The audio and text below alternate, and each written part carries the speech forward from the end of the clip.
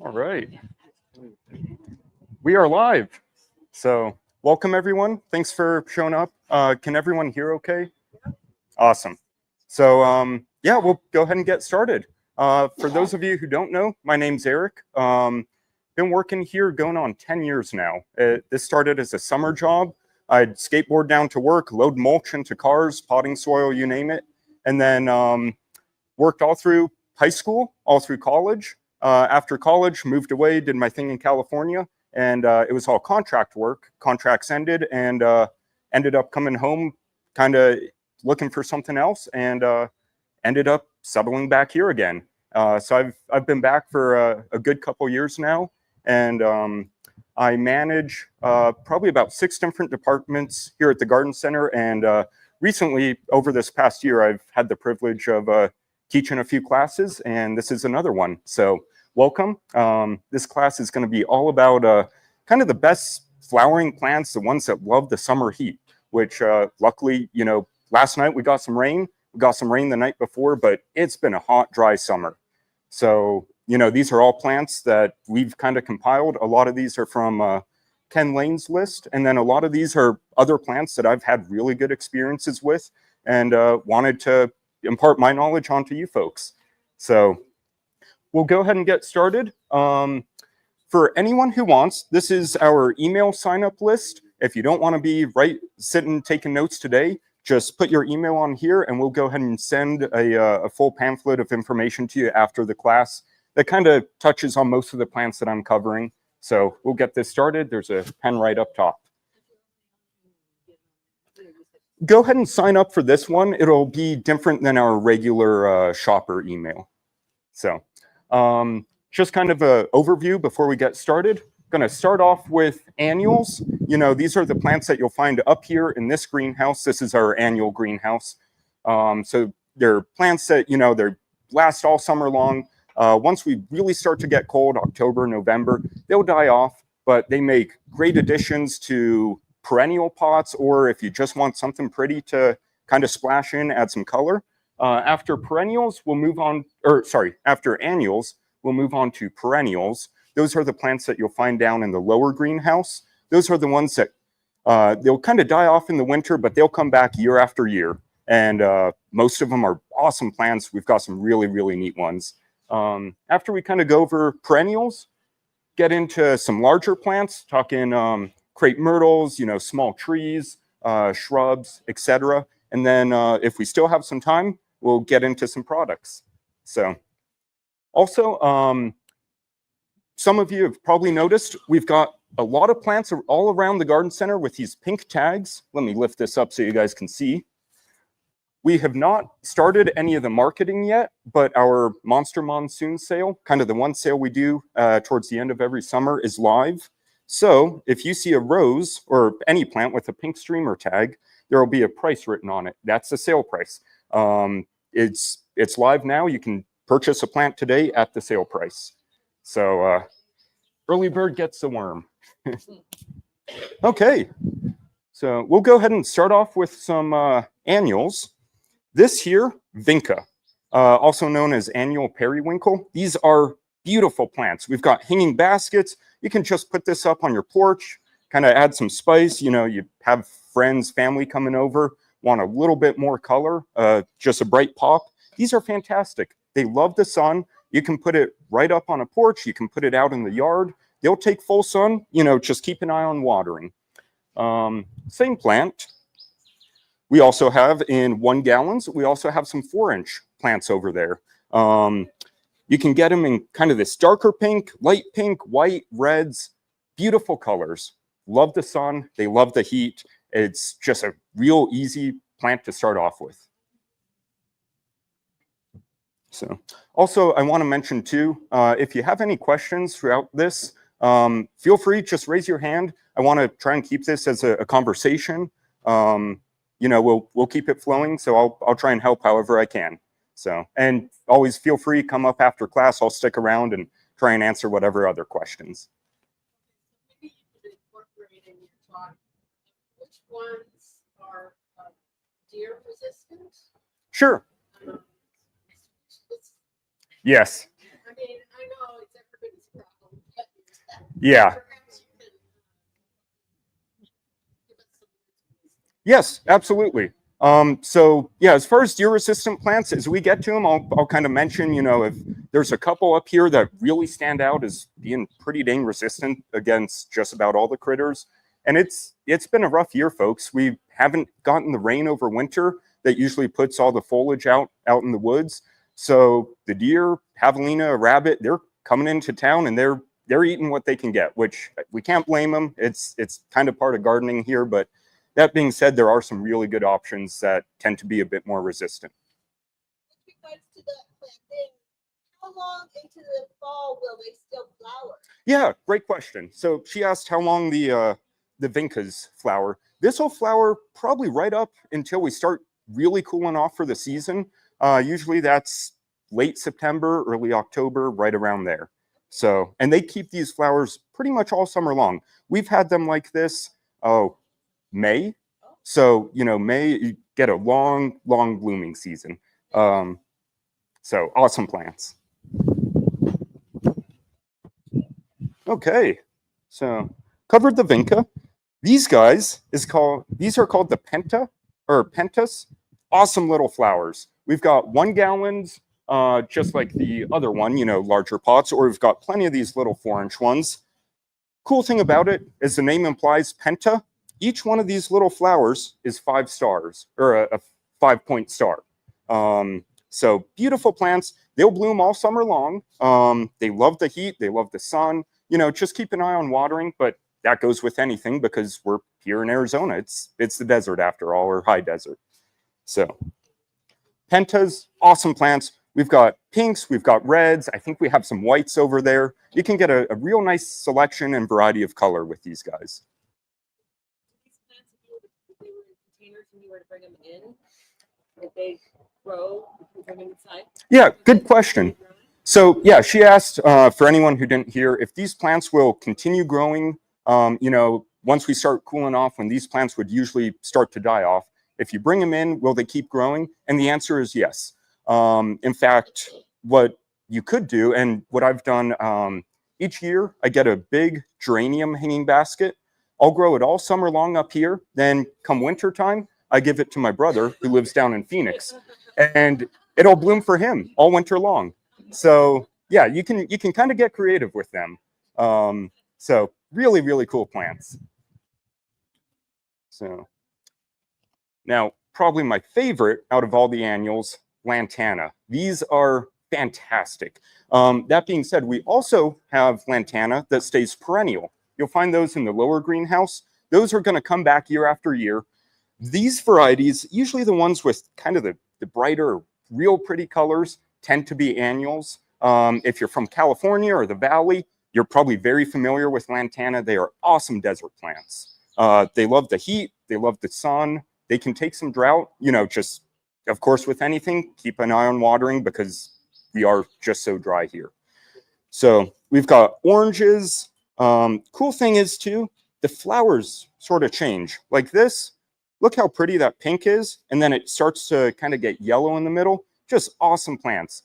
These guys will get about, foot tall, foot wide, maybe up to 2 feet tall and 2 feet wide. So relatively small, but awesome addition. You know, front landscaping, you can kind of mix them in. They look great in the kind of the rocks that most of us probably have in our front yards. Really, really awesome plant. And again, you can find a perennial variety down in the lower greenhouse. Yes. So she asked if there's different types of lantana, because there are some that do get quite a bit larger than these little guys, being about 2 feet tall and wide. You'll find some that here in Prescott, you probably won't get any that get too large. But I know in California, I've seen beautiful hedges entirely out of lantana.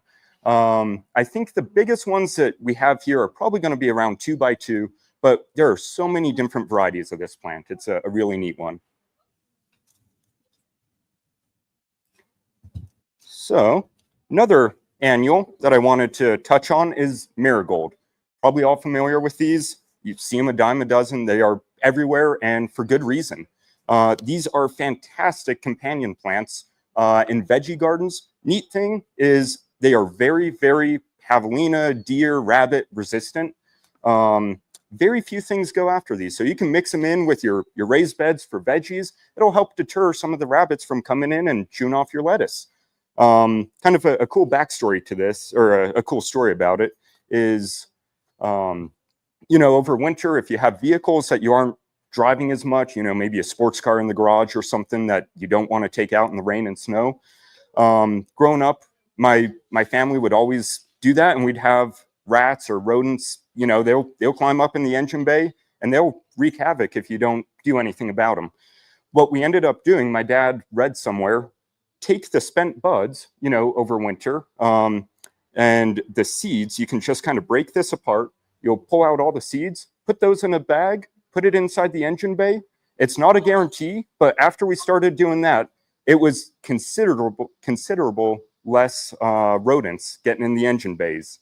So kind of a fun reuse. And also with the seeds, you can just, you know, once these are done, November, December, pull off the seeds, put them in a bucket or a pail, spread them out next season, and they'll just grow. They are awesome. You know, even for an annual, you can keep these going years and years down the road.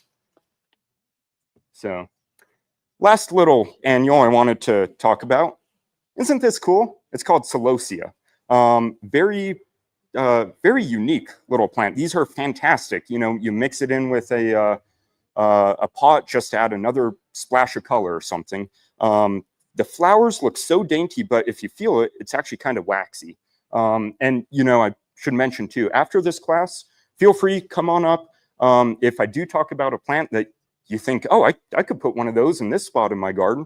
All the plants that I've assembled for this stage are ones that I've gone through, and I try and pick out kind of the nicest ones, prettiest, healthiest.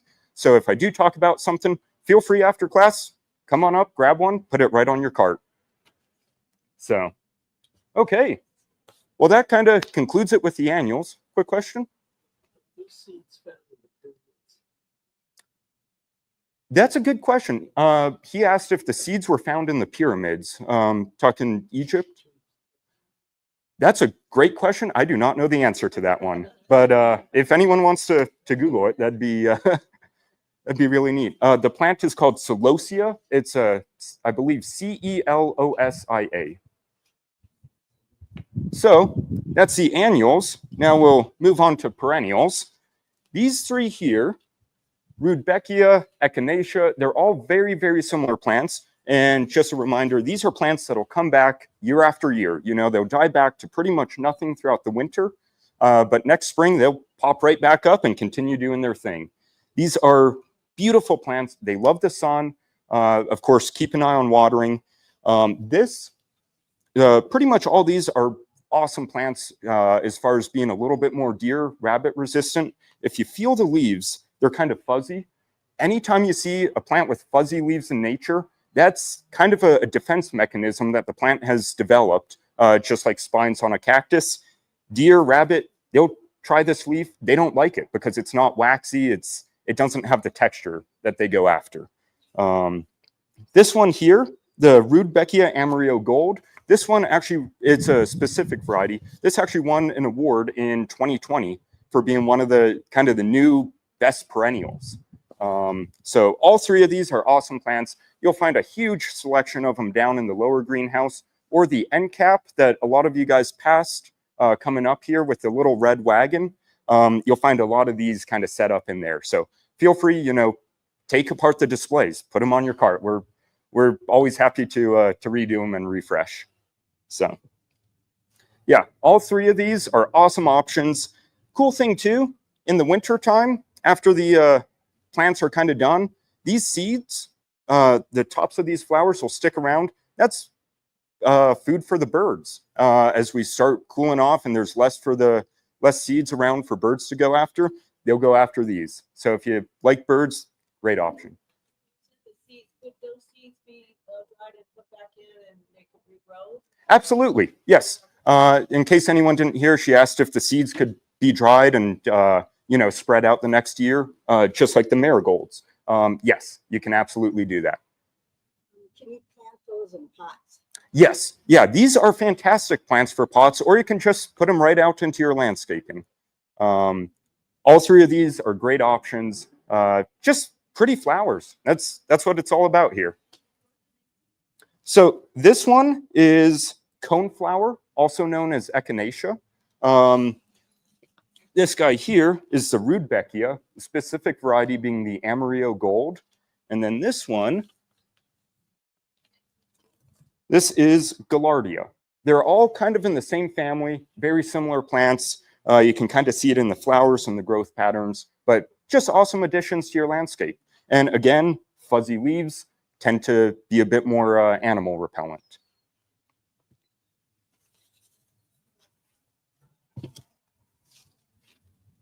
Now, plants that get a little bit bigger, I should mention with all three of these, size-wise, you're going to be looking right around foot tall, foot wide, maybe a little bit more. Some might get up to around 2 by 2, but they stay pretty small, pretty compact.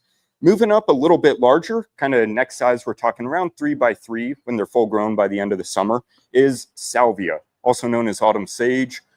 Most of you are probably familiar with this. If you've done any gardening around town or even just driven around town looking at plants, I'm sure you've seen these in landscapes, and for good reason. They are awesome in the sun. They love the heat, pretty dang drought tolerant as well.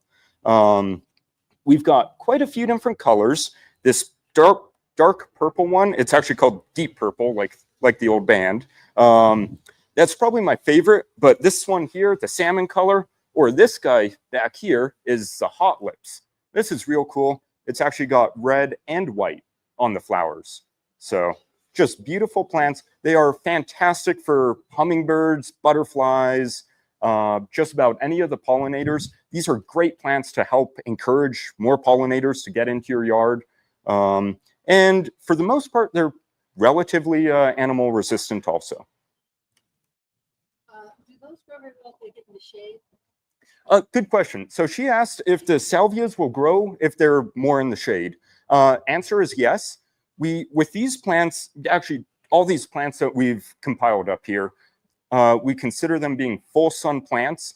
Kind of the cutoff for that, what we say is about 6 hours of direct or kind of bright sunlight is what we consider as being full sun up here. If you have an area that's a little bit less sun, you can absolutely still grow these. If it's below that 6 hours, they may not bloom quite as prolifically, but they'll still grow just fine. I know growing up, my dad always had a couple of these on the north side of our house. And they don't flower quite as much, but they'll still grow. You know, they'll get full size by the end of the season. Extremely hardy plants. Really, really cool. One of my favorites. Yeah, so she asked if these plants will do well in over 6 hours, and absolutely. You could put these south-facing side of the house, you know, somewhere where they're just constant, sun up to sun down, full sun, they'll take it. These are awesome plants, very, very tough. So that's the salvias. So, and you'll find all these down in the lower greenhouse. They're perennial, meaning that they'll kind of die back again wintertime, and they'll pop right back up. The stalks or the trunks, as you get down towards the soil, it is kind of woody. So again, you know, more of a small shrub than just your little flowers that die back completely down to the ground.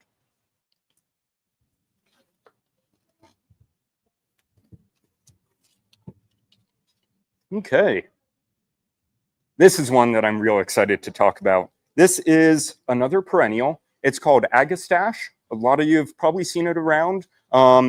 It's not quite a native to this area, but it is, you can find it all over the desert Southwest, whether it's Mexico, Texas. These things are mostly found on dry hillsides, which if you look around town, that's what we are. Most of Prescott tends to be kind of dry hillsides. So agastache, also known as hummingbird mint. Reason being, hummingbirds absolutely love this plant. It is awesome to bring pollinators into your yard. And the mint part of it, rub your hands on the foliage, smells like mint. So it's a herbaceous plant. Very, very few critters will go after this. So just a great option. These will bloom pretty much all summer long. They'll start kind of slow around April, May. And as the summer progresses, they just keep building up, building more blooms. And within a month, you know, by the end of summer, they're just full force, full flowers, awesome plants. Again, these are all going to be in the lower greenhouse since it's a perennial. And size-wise for this, you're looking about a foot tall, foot wide, so relatively compact, very drought tolerant.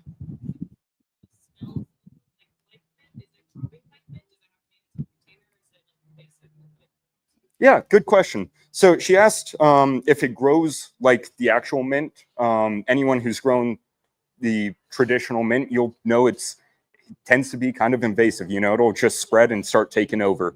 This one, it's compact. It'll just form a nice small shrub, you know, talking a foot tall, foot wide. So you can plant this in the yard without worrying about it encroaching or taking over the area. You can do pots, or you can just put it right into your landscaping. It'll take the full sun just fine. So, and after class, please come up, you know, try the foliage. It smells like mint. It really, really cool plant. Yes. Yes.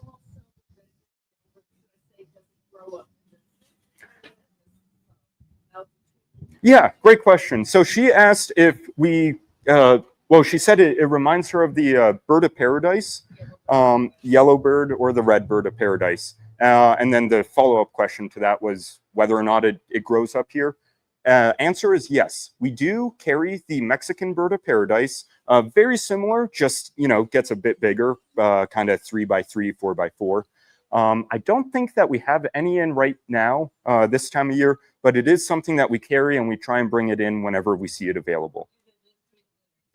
They do live through the winter. It'll die back completely. They actually grow very similar to the salvias. So, all right. Moving on. This guy here. Wait for the truck to pass. Potentia. These are such cool plants. One of my favorites. They put these yellow flowers on kind of early summer, and they just keep flowering. These are just awesome. This specific variety is called the cheesehead. It'll get about 2 feet tall, 2 feet wide, so nice and compact. But we do have a couple other varieties that'll stay or, you know, grow a little bit larger. I don't think we have any that grow smaller than this one. Now is a perfect time of year to get these in the ground. They are really, really hardy plants for, you know, full sun all summer long. But when you first get them planted, they can be a little bit finicky. So, you know, a plant like this, you put it in this time of year as we're starting to cool off.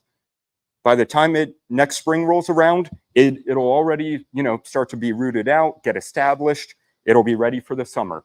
So kind of another cool backstory about this, and one of the reasons I chose this is I like to do a lot of hiking, camping, backpacking. About a month ago, I was up in the Beartooth Mountains in Montana. You know, we're 10,000 feet up, this alpine meadow, and these are growing native all over Montana.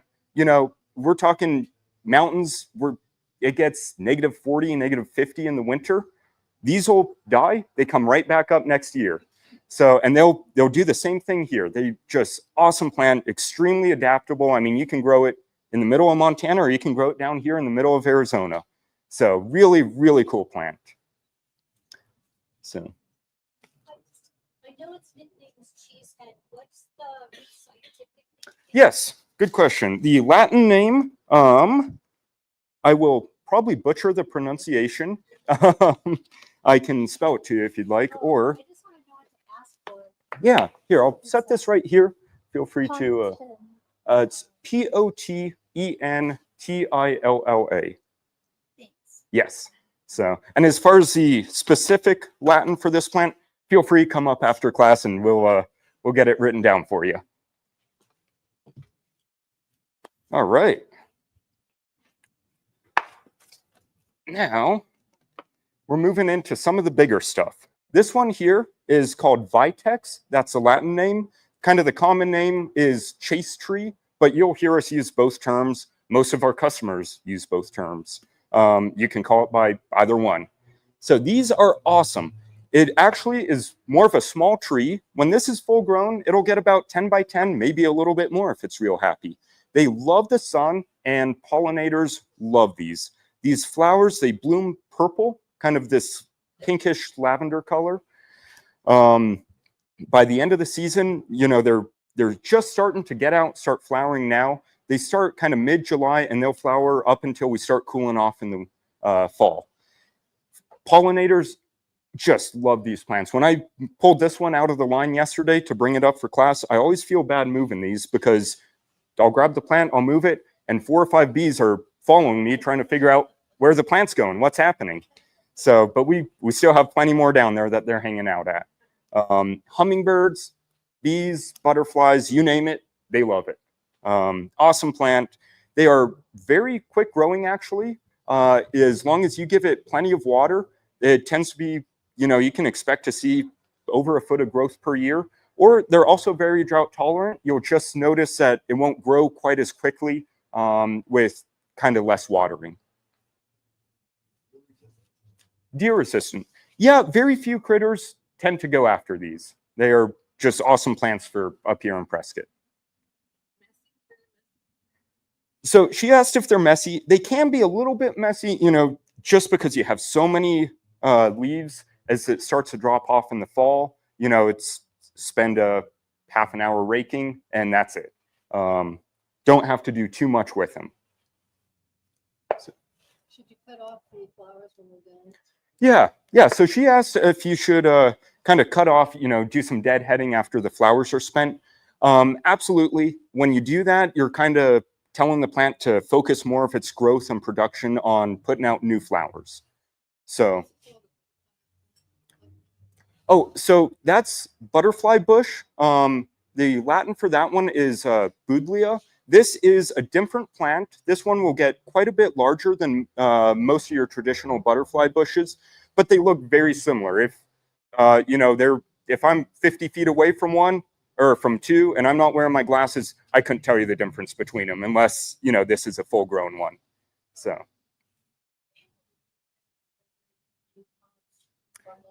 I believe so. She asked if they're in the legume family. They do put off seed pods. So, yes. All right.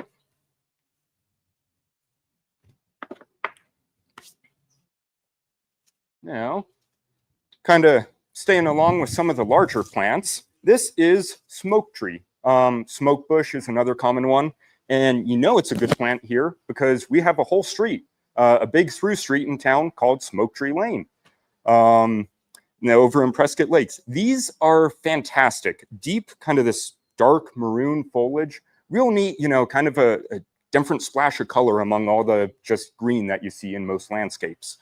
It'll get about 15 feet tall, right around 10 to 15 foot tall and wide. So it'll grow kind of into a small tree with a real unique looking trunk.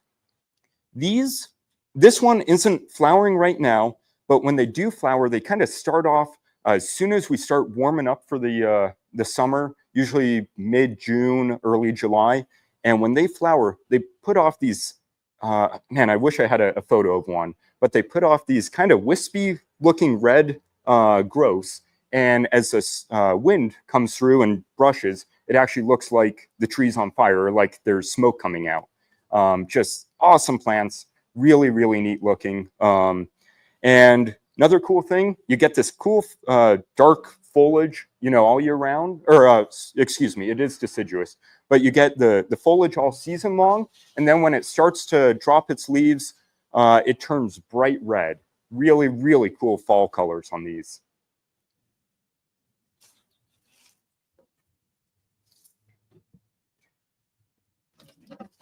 Now, another neat plant. A lot of you are probably familiar with these, crepe myrtle. We have a very good selection. These come everywhere from little shrubs, you know, talking 2x2, 3x3, all the way up to actual trees, 10, 15 feet tall and wide. Really, really cool plants. You can get them in just about any sort of color as far as the blooms go. And reason I chose this one, it's got a little buddy in it too that's flowering pink. So it's kind of a twofer. You get 2 different colors with one plant. This is the only one we have. This one here that I'm holding specifically that's like this. So if you want a real unique plant, this is the one.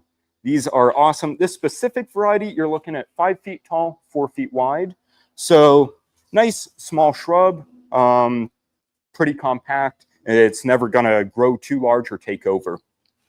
Crepe myrtles, anyone in Texas, Louisiana, you know, down in the South, these are everywhere. They'll kind of get invasive, go crazy down there. Up here, because we get the cool winters, they really don't grow too crazy. You know, they're awesome for the area, but they're never gonna take over and get out of control. They're kind of a little backstory. When I first started appreciating these plants, the crepe myrtles, is in college. I have a real good friend whose family has a ranch out in Texas. His grandmother and grandfather, who own the ranch, are both master gardeners in the state of Texas. And they had this tree in front of their house on the ranch. And I had to ask his grandmother, you know, what is that tree?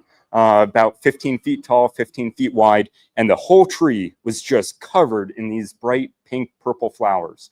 And she said it's a crepe myrtle. So, you know, I got back and started looking, doing a bit more research. And yeah, just such a unique plant. But awesome, really, really hardy. They love the heat. And they'll take pretty much full sun. So I have 2 trees. Mhm. They're only 2 years old. But the question I'm asking about the trees, when I'm sitting in similar to the bush, when they go to winter, you get these little pods on them, they're dark brown. And so my tree just keeps getting this way instead of this way. Is it okay to chop off the top? Because they're not blowing away in the wind. I mean, I lost all my flowers last night. Mhm. Right. But I'll get a picture.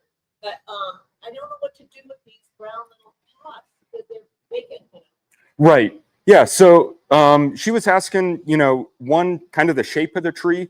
Hers is starting to grow a lot more vertical than horizontal. If you want it to kind of branch out to a little bit more canopy, you absolutely can kind of go through. I would consider talking with a arborist who kind of specializes in those. I know quite a bit about these, but I'm not a certified arborist by any means. And as far as the pods, that's a good question. I'll talk with Chris after the class. He's kind of our main tree and shrub guy here. He'll probably have a better answer than I can come up with. So she asked if they're animal resistant. Very few critters tend to go after these. Every now and then a deer will come up and do some nibbling, but for the most part, they really do tend to leave these alone. Yes. So yeah, they can take full sun. Just keep an eye on the watering. You know, here in Arizona, we're a lot more dry than the South, a lot less humid. So they may put off a couple signs of stress, but just keep an eye on the watering. They can take the full sun.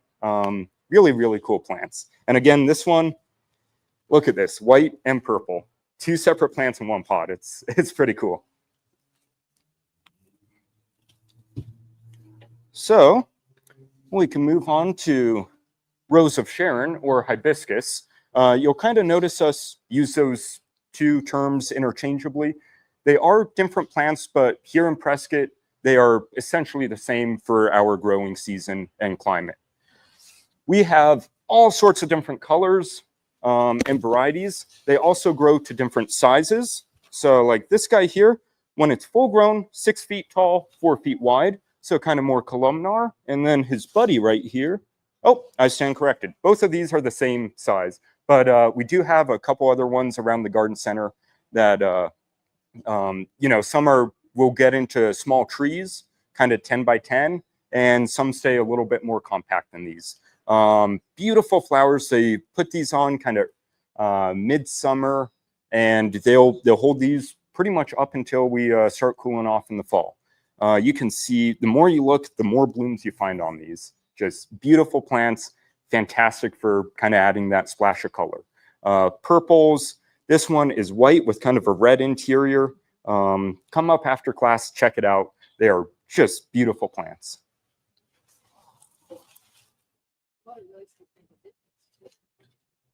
Water? Yeah. Mine, I have the white hibiscus, Mhm. and boy, if I put them underwater when it first starts, I'm getting blooms first. Yes. As soon as I start to water, it's up. Yes. So yeah, she mentioned watering. These guys, they can be relatively drought tolerant, but the more water you give it, usually kind of the better off it'll be, more flowers you're going to get, and better growth rate. So awesome plants. They are deciduous, but they're just spectacular all summer long. So with that, we'll start moving into roses. And again, anything with the pink streamer tag on it is going to be a sale price. You'll find these on the roses, most of the deciduous trees, you know, as we're kind of gearing down towards getting into the fall, we're starting to sell off a lot of stuff. So now is an awesome time to buy and an even better time to plant, as we are finally getting some good rain, and starting, you know, here in another month or so, we'll start cooling off. Roses, everyone's probably familiar with them. It's kind of the classic flower. We've got a huge selection of different colors, different sizes. We've got floribundas, we've got grandifloras, hybrid tea roses, and even carpet roses, which are real neat. They'll get about 3 feet tall, 4 feet wide, so kind of a lower growing ground cover almost, and just flowers all season long. You know, you're talking spring all the way up till fall, as far as flowers. This is one of my favorites. It's called the Soul Desire, kind of these bright yellow ones. We also have another real neat yellow flower rose called the Lemontini, like martini, but with lemon. So, and then here's kind of a pink variety. And then back here, this is a neat one too. This is called the Grace and Grit. This is one of the Monrovia specialty plants, but awesome red flowers. So, you know, there's just about a rose of every color out here. You should be able to find something you like. So, and of course with roses, you can do them in pots. You can put them right into the ground. Extremely hardy plants. They do fantastic here.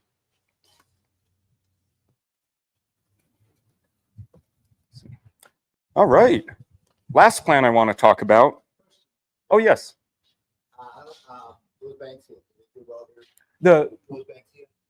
Is that the Lady Banks? Okay, yes. The Lady Banks rose does awesome here. It's one that we usually carry in the springtime.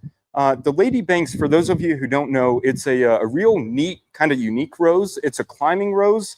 So, you know, they look awesome growing up the side of a house or up a trellis. Another cool kind of tidbit of information, the largest rose in the world is in Arizona. It's in Tombstone, and it's called the Shady Lady. It's a Lady Banks rose. It was planted in the 1800s outside of the mine. For, you know, as miners come out, they've been in the mines all day. They come out into the middle of desert of Tombstone, and they planted this rose to kind of help shade. But the Harley pass. But yeah, awesome plant. I believe it covers, don't quote me on this, but I want to say it covers about 5,000 square feet. And it's all strung up. It looks kind of like the shade structure that we have in this greenhouse. Really, really cool rose. If you're ever in Tombstone, you can't miss it. It takes up like a whole building footprint. I have a wall in the back of my house, Mhm. you know, 20 feet long, and I'm training Lady Banks because they will clean and cover. Yes. It's beautiful. Oh yeah, yeah, absolutely. She just mentioned that she's got a 20-foot wall in the back of her house. She's got Lady Banks growing up, and I'm sure as that continues to fill in, it'll just look better and better. They are beautiful, beautiful plants. So cool thing too, most of the Lady Banks are relatively thornless. They'll still put off some, but it's not going to be anywhere close to the thorns that you'll find on your traditional roses.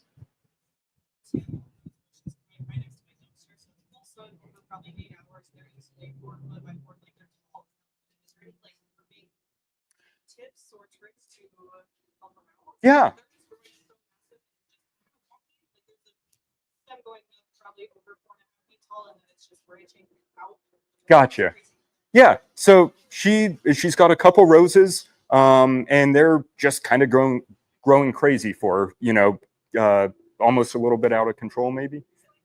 Yeah. So I made them getting trellis so they have something to climb onto, but they're just freestanding and they survived every monsoon, every storm that I've gone in. It's just taking off. So I'm like, Yeah. I want to care for them better, but I don't really know how to prune them. Yeah, so as far as pruning with roses, the majority of pruning that you'll do is going to be late winter, early spring. We usually recommend kind of towards the end of February or the beginning of March, sort of a sweet spot in the weather here as we start warming up. That's usually when we recommend doing the majority of cutting back and pruning on roses. That's when, if you want, you can cut it all the way back down pretty much close to the ground. And by the end of the season, for the most part, usually they're right back up to where they were. As far as just pruning, kind of deadheading, you can absolutely, after flowers are spent and kind of done, just trim them off, and that'll help encourage the plant to flower more, put off new growth. So yeah, roses are just awesome plants, really cool. So the last plant I wanted to talk about is the desert willow. These, you've probably seen them all over town. They are awesome, awesome desert plants. This specific variety here is called the Soul Desire. It'll get about 10 feet tall, probably around 8 feet wide. So you're kind of small tree. They flower pretty much midsummer all the way up till we start cooling off. And favorite thing, you guys should all come up after class, smell the flowers. It smells, that rain, when you get rain down in the valley on a summer day, the flowers smell like that. It's just an awesome plant. Really neat, very drought tolerant, but they, of course, we still recommend watering. And if you give it a little bit more water or extra water, usually you'll notice it kind of grow a little bit quicker than usual. So awesome plant. We've got a lot of these on an end cap, kind of right as you come out of the back of our store as you're heading up towards this greenhouse. Okay, got about 15 minutes left, so we'll start talking about some products, stuff to kind of help keep these plants, whether you're getting them in the ground for the first time or to just keep them flowering and blooming all season long. Best bet you can do, Flower Power. This stuff is awesome. It's kind of a powder or granule. There's a little scoop in here. All you have to do once every 2 weeks, and you can use this for anything that flowers, take that little scoop, do 1 scoop in a gallon of water. This is a 2-gallon can, so you do 2 scoops in here. Water it in. I was able to keep pansies, pansies, the winter plant. I had mine still blooming up until right around the 4th of July because I was using Flower Power. This stuff is really, really good. It just helps promote more blooms, and it'll be a noticeable difference. If you have, folks coming over to your house in 2 weeks, go ahead and give it some of this. By the time they're over, the plant will noticeably be putting off more flowers.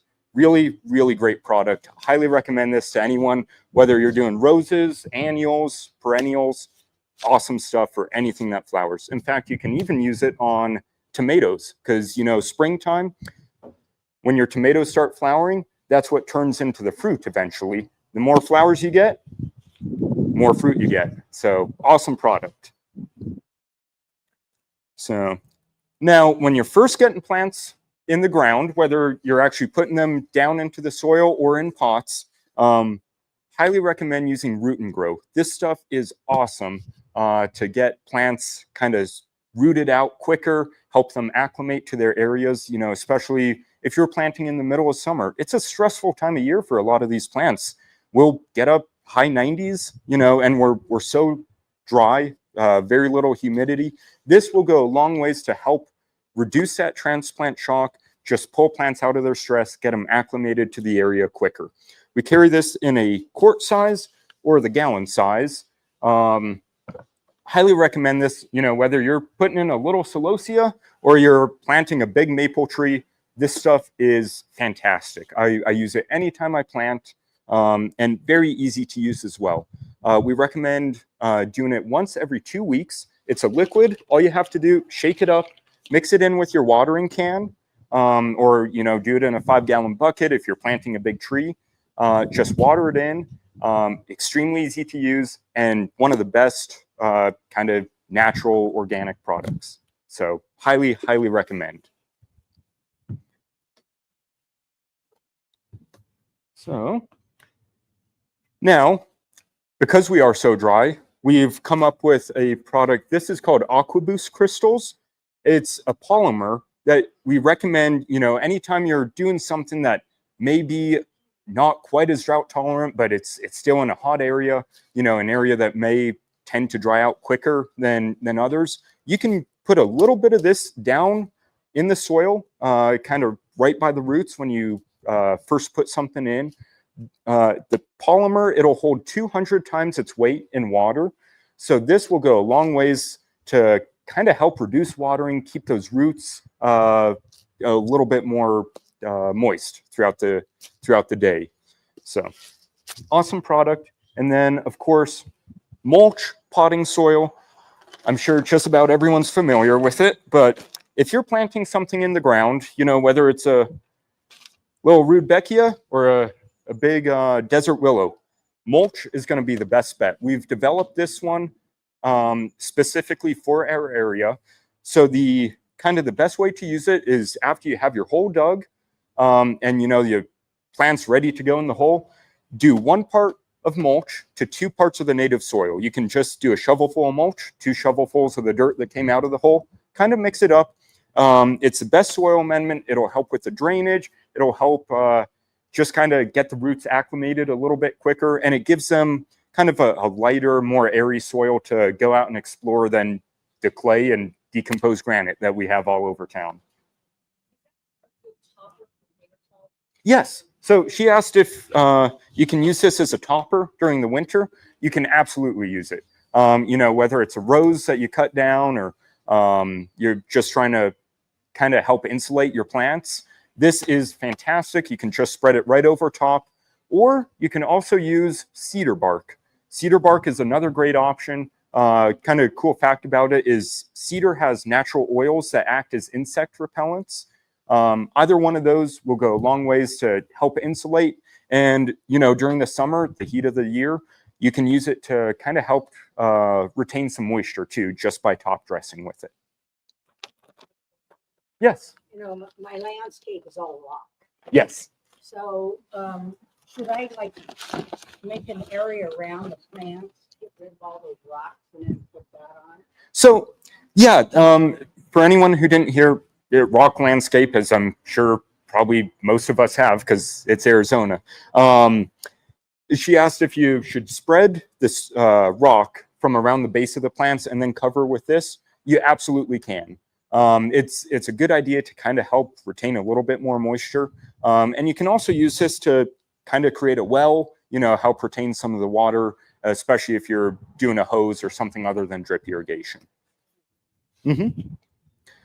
Now, so that's for anything going in the ground. Anything going in pots, potting soil, as the name implies. This is our Waters House brand. We've formulated it specifically for this area. It has a lot of peat moss in. This potting soil is fantastic for moisture retention. Heat of the summer, especially with most of these plants, if you have it in a pot, it's going to be in the full sun. The sun is just baking the moisture out of that soil kind of all day long. This is designed to retain the moisture, keep plants happy in our hot, dry summers. Another nice thing too, it's got a real basic kind of general 5-5-5 fertilizer built into it to help get your plants started and acclimated. Because, anytime you transplant something or replant, it's a little stressful. Plants will go through some root shock. This will help out. And then, of course, root and grow. This stuff is going to be your best friend for any new plants. All right. Yes. So I used all those products for the pot, but it's now like 3 years old. Okay. So do I add stuff into it for a new pot? Yes. So she said she used the potting soil in a pot. That was about 3 years ago. So wondering, if you refresh or how you go about that. And yeah, is as you water, and you've probably noticed your soil will kind of settle, over the course of a year, couple years. You can absolutely just go ahead, kind of top dress with it. Other plants like house plants, I like to actually go through and kind of refresh the soil, replant most of my house plants about once every 1 to 2 years. For big outdoor plants, maybe it's a big maple or a big pot that you don't want to move around and pull the plant out and try and repot. You can absolutely just spread some of that in, and it'll help just kind of reintroduce some good nutrients back into the soil that's been flushed out. All right. Now, we'll touch on the humic acid. This is not necessarily a fertilizer. In fact, even on the bag, it says it's not intended to be used as a fertilizer substitute. What this is, it's a soil activator. So, being here in Arizona, there's very little nutrients inside in our soil. And as you water, you have a plant in the ground for a number of years, you're kind of flushing out a lot of the nutrients that were in there. So humic acid, it's a granular. All you have to do is spread it around. Basically what humic acid is, it's the byproduct of compost. So for anyone who has a big compost pile, essentially what you're trying to extract from that compost pile is humic acid. And what's nice about this is it's already bagged up, it's a granular, super easy to use, and it doesn't smell like compost. So you can just spread it around. It is fabulous for lawns, trees, raised beds, just about anything. If you have a plant growing, you can spread some of this down on the soil around, and as you water, as we get precipitation, it'll go in. It works wonders to just kind of help refresh the soil. It'll encourage more worms to come in. Folks who have a lawn and a dog, if you start getting some spots on your lawn from a dog going potty, this is awesome to kind of help flush out some of the nastiness and green up your lawn. So you can use it for just about anything.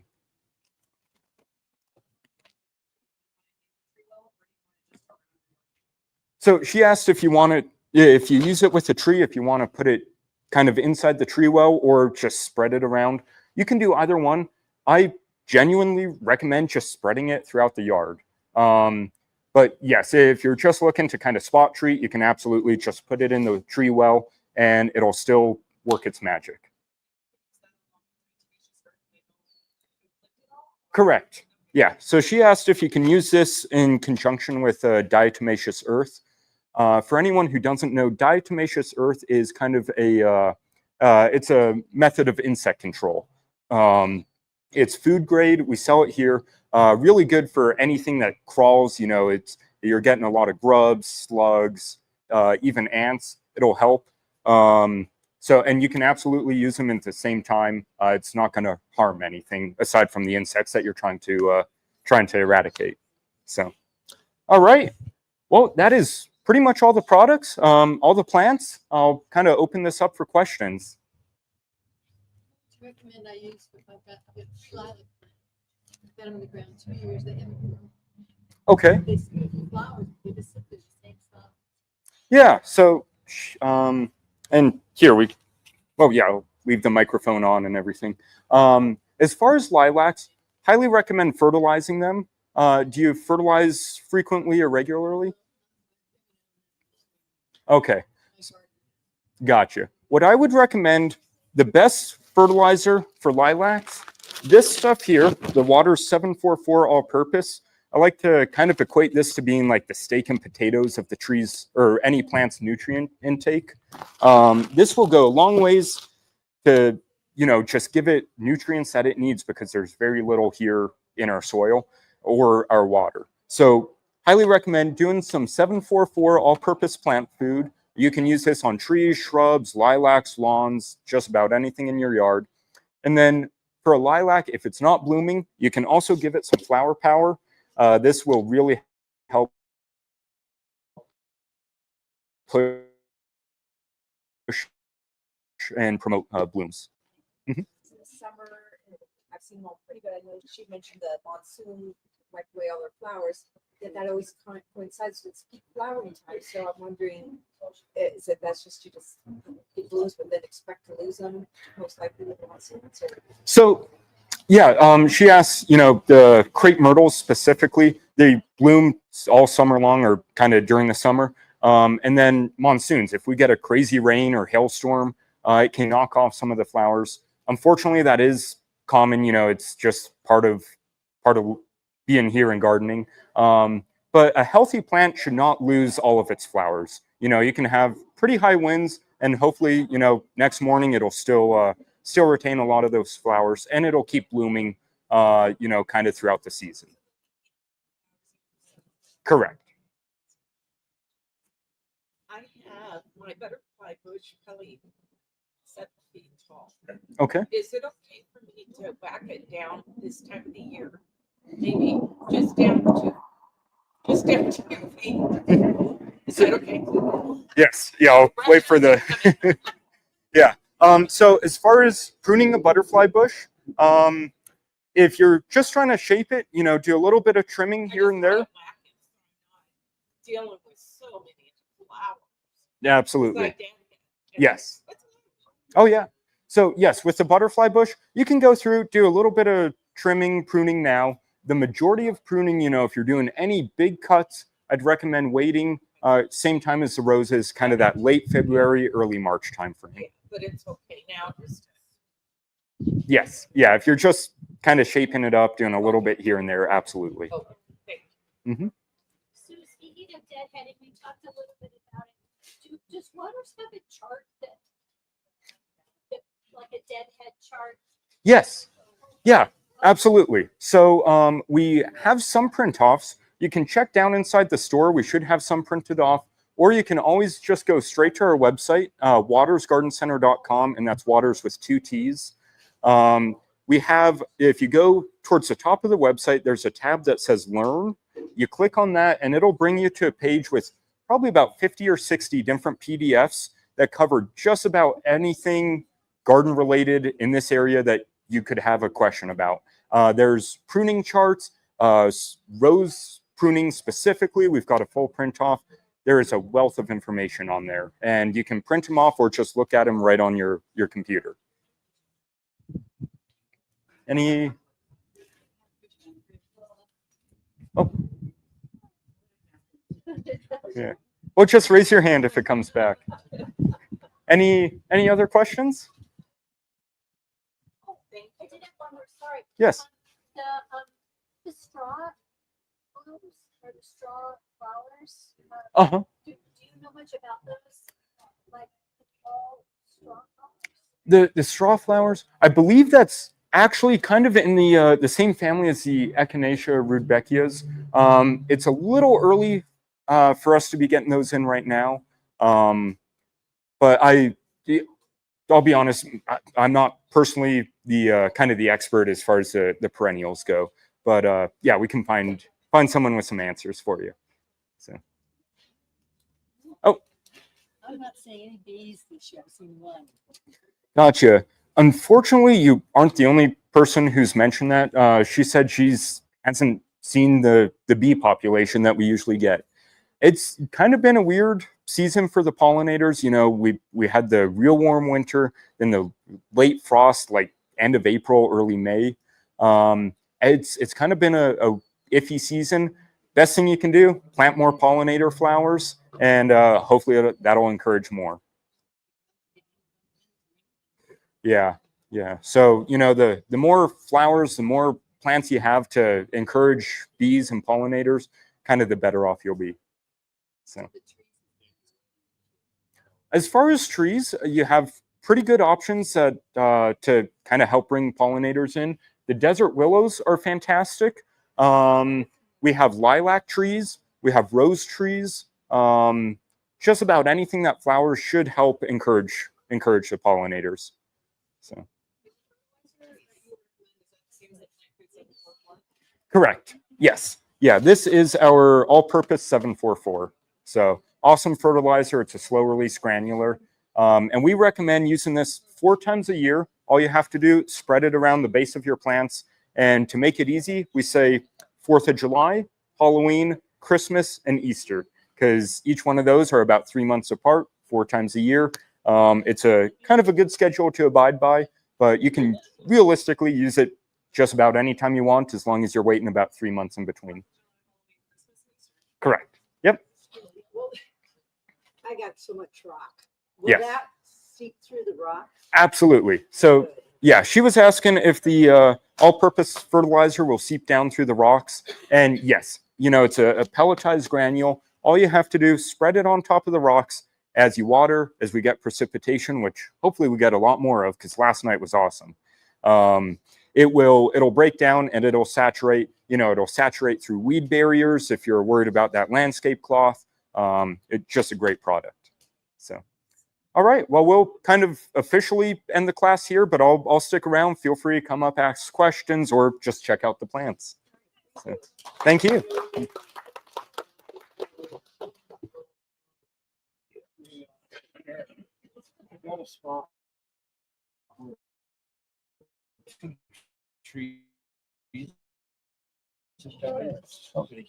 Here, sorry, just trying to.